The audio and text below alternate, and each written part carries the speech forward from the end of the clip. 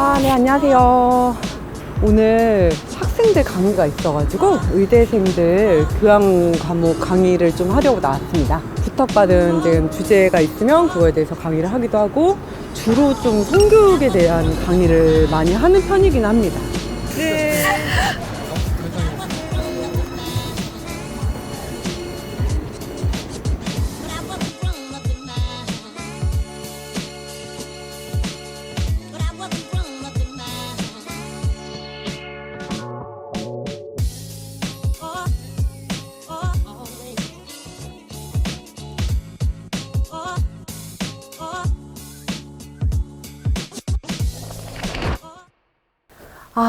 네. 다녀왔습니다. 안녕하세요. 네, 안녕하세요. 네. 정선아입니다. 닥터 클로이입니다. 네. 오늘 강의 다녀오셨는데 어떤 계기로 강의하게 되신 건가요? 오늘 강의는 보통 이제 일반적으로 교수님들이 이제 의대에 계시는 교수님들께서 저한테 강의를 요청을 하세요. 오늘도 역시 교수님께서 저한테 강의를 좀 부탁을 하셔가지고 제가 진료 시간 비는 날에 강의를 하게 되었습니다. 이게 오늘 어떤 내용의 강의를 진행하신 건가요? 보통은 이제 제가 성교육을 많이 하는데요. 오늘은 약간 좀 달랐어요. 오늘은 개원가에서 마주할 수 있는 흔한 윤리 문제. 되게 좀 어렵죠. 사실 이 문제는 제가 너무 고민을 많이 했어요. 한 3달 전에 부탁을 받았거든요. 그래서 전 좀, 뭐 윤리 문제? 그냥 좀 쉽겠지라고 생각하고 3달 전에 이제 부탁을 받고 바로 파워포인트를 만들어야지라고 딱 자리를 잡았는데 제목만 쓰고 못 만들겠는 거예요. 왜냐면 이게 제 얼굴에 침 뱉기 같더라고요. 정말 나는 과연 얼마나 윤리적으로 살고 있나 이런 생각도 많이 들게 되고 현실과 진짜 윤리적인 문제를 저울질하게 되면서 저 스스로를 되게 돌아보게 되는 그런 상황이 되면서 이 파워포인트 강의 자료를 진짜 2달? 아니 거의 3달 가까이 거의 공백으로 남겨두다가 강의 한 일주일 전에 후다닥 만들게 됐어요. 제 얼굴에 침 뱉기 같은 느낌 아니면 같은 의사 직종에 대해서 침 뱉기 같은 느낌이 들어서 상당히 어려운 주제였습니다. 원장님이 전문의가 되기까지 많은 과정을 거치셨을 텐데요. 원장님 대학 생활은 어떠셨는지?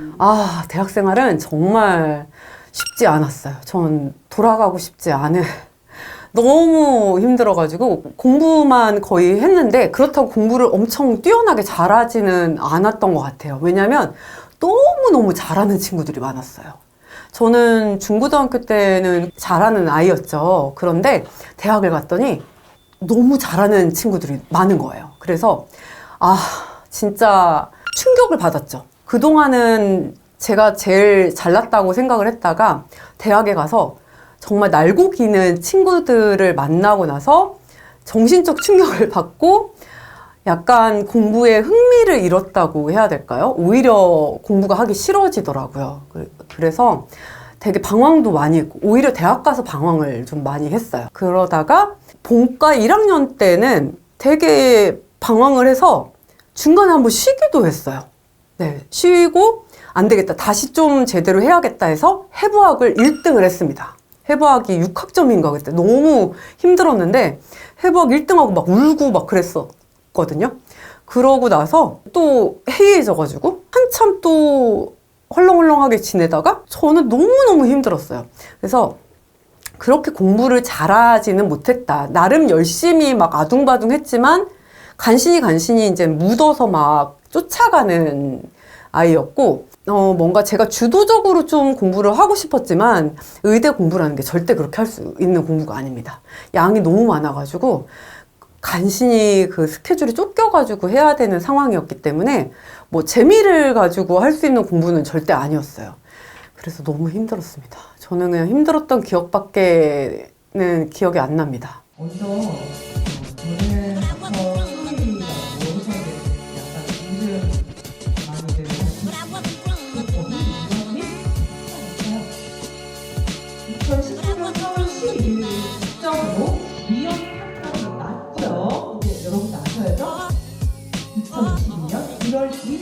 장점도 장점도 폐지가 됐습니다. 그렇게 힘드셨는데도 네. 전문의까지 하신 이유가 네, 그냥 해야 되는 줄 알았습니다. 지금 친구들은 안 하더라고요. 그냥 일반의로 나오는 친구들이 되게 많은데, 저 때만 해도 이게 약간 나 때? 이제 저 약간 꼰대가 이젠 된 것 같은데, 저도 어떻게 보면 이제 중년이 돼가는 것 같으니까, 저희 때만 해도 전문의로 무조건 약간 해야 된다라는 그런 분위기가 좀 있었어요. 그래서 무조건 저는 전문의를 따야 된다라는 생각이 있었고, 약간 저 스스로도 전문의를 따지 않으면 저 스스로 용서가 안 된다라고 생각을 했었어요.